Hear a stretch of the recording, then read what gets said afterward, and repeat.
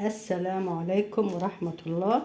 أهلا بكم يا أحلى وأغلى وأجمل متابعين ومشتركين مطبخ ماجي وجوجو. أهلا بكم في فيديو جديد. شايفين الفطاير الجميلة دي؟ ريحتها مهفهفة جايبة آخر الشارع. دي فطاير بطاطس معمولة في الطاسة على البوتاجاز من فوق. طريقة سهلة، عجينة سهلة هتعجبكم إن شاء الله. شايفين الفطاير ما شاء الله شكلها عامل ازاي؟ هي بس لسه طالعة من الطاسة سخنة مولعة. شايفين ما شاء الله عاملة ازاي؟ روعة. بطاطس مع الجبنة الموتزاريلا، حشوة في منتهى الجمال وسهلة جدا، هتعجبكم إن شاء الله. شايفين ما شاء الله شكل الفطاير عاملة ازاي، وعجينتها تحفة. ما فيهاش اي حاجة، يا دوبك مية ودقيق ومعلقة زيت بس. حشوة هتعجبكم ان شاء الله. فطاير البطاطس اللي في الطاسة على البوتاجاز من فوق. جربوها، تنفع فطار عشاء لو محتارين تفطروا ايه او تتعشوا ايه، وعندكم حبة بطاطس وحبة دقيق، اعملوا الفطاير الجميلة دي. والوقت قبل ما نقول على المقادير وطريقة التحضير، معاكم ماجدة عبد الرازق، مطبخ ماجي وجوجو، ويلا نبدأ. وعشان يا أمارات نعمل فطيرة البطاطس هنبدأ الأول بالحشوة. طبعا عندي الحشوة هيبقى بطاطس. عندي دول حوالي بطاطسيتين كبار، نزلنا عليهم برشة ملح وحطينا لهم ميه، وهنحطهم على البوتاجاز علشان البطاطس تستوي. نسوي البطاطس اوكي. الوقت يا امارات احنا حطينا الحشو على النار. هنعمل بقى ايه العجينه. عندي دول حوالي 3 كوبايات دقيق. هنحط رشه ملح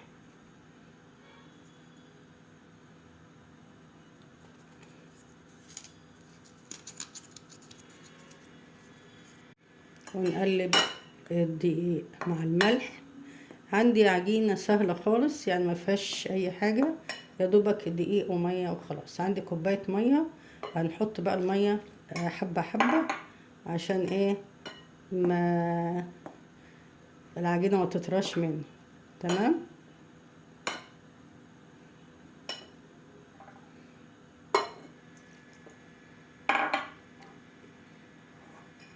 نعجن كده العجينة، عجينة سهلة هتعجبكم ان شاء الله. والتسوية كمان هنسويها في الطاسة على البوتاجاز عشان تبقى ايه سهلة، تعملوها في اي وقت لو انتوا جعانين ومحتارين في اكل او في الفطار او في العشاء، تعملوها تبقى لذيذة جدا ومشبعة. عارفين طبعا البطاطس بتشبع.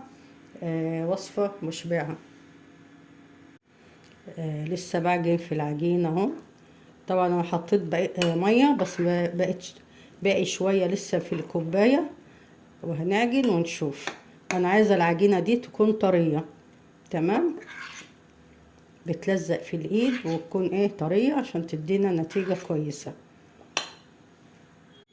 احنا بعد ما عجننا العجينة هننزل بمعلقتين زيت، واللي هما بمعلقتين الاكل. تمام. وهنلم بيهم ايه العجينة.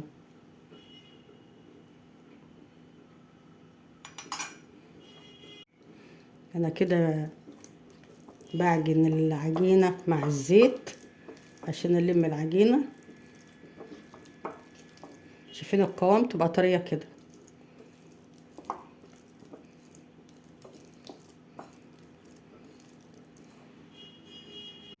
الوقت يا امارات بعد ما عجنت العجينة قسمتها كورتين، وحطيت تحتيهم دقيق زي ما انتوا شايفين كده، وهغطيهم واسيبهم يرتاحوا شوية على بال ما نكمل بقية الحشوة. اوكي.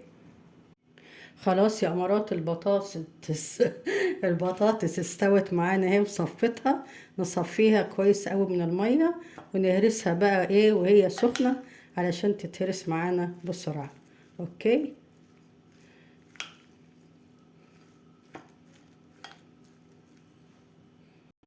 دي البهارات يا امارات اللي هحطها على البطاطس: ملح، توم باودر، كمون، فلفل اسود، وزعتر. واي بهارات تحب تحطيها حطيها. انا حطيت ملح لان الملح اللي كنت حاطاه مع السلق كانت قليله. تمام. دلوقتي يا امارات هنفرد العجينه بقى. اخدت كوره من العجين اللي انا عملته، حطيت دقيق طبعا عشان هي العجينه طريه زي ما قلت لكم، ونعملها كده بالنشابه. تمام. نحط دقيق فوق وتحت علشان العجينه تفرد معاه. تمام. طبعا ما نفردش العجينه قوي، نخليها تخينه شويه او سميكه عشان لسه هنفردها تاني. واخد معلقه من الحشوه بقى بتاعت البطاطس، ريحتها روعه. التوم البودر مخلي الحشوه بتاعتها حلوه قوي.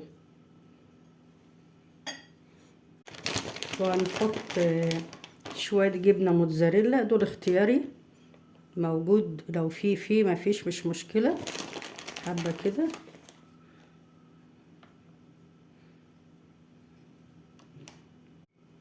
وهنلف بقى العجينه على بعضها كده زي البقجه. تمام. نلفها كده، نقفلها كويس زي ما انتوا شايفين كده.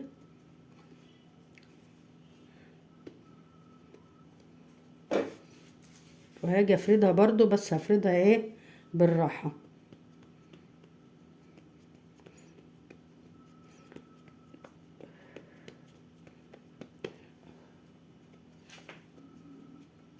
تفردها بايديكي بالنشابة زي ما انت ايه عايزة، بس بالراحة علشان ايه برضو منحاولش نرقق قوي علشان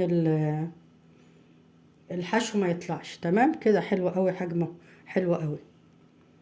هنعمل الرغيف التاني.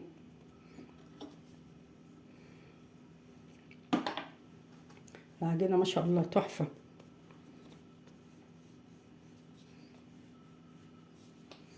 عشان العجينة مرتاحة، شايفين ما بترجعش معايا تاني ازاي.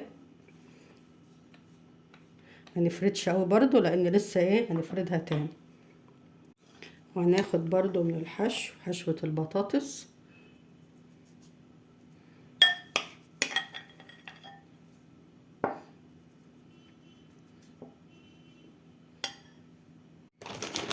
وهنحط شوية جبنة موتزاريلا.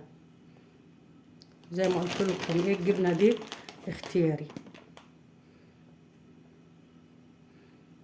ونقفل البقجة. هنقفلها بقى.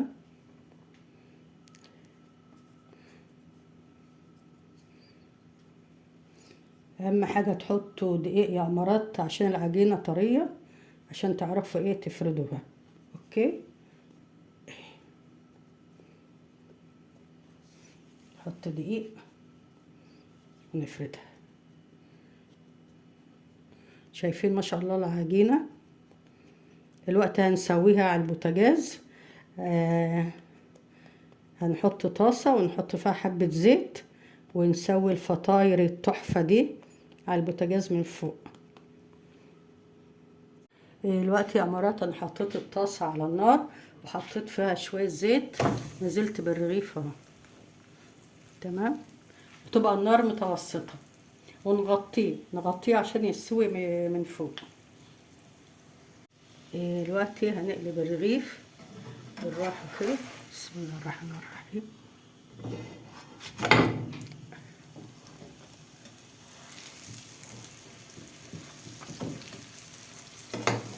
ونغطيه برضو عشان ايه يستوي. شايفين الرغيف بدأ يتحمر معايا ازاي؟ اول ما يبدأ يتحمر نشيل من عليه الغطا. اوكي.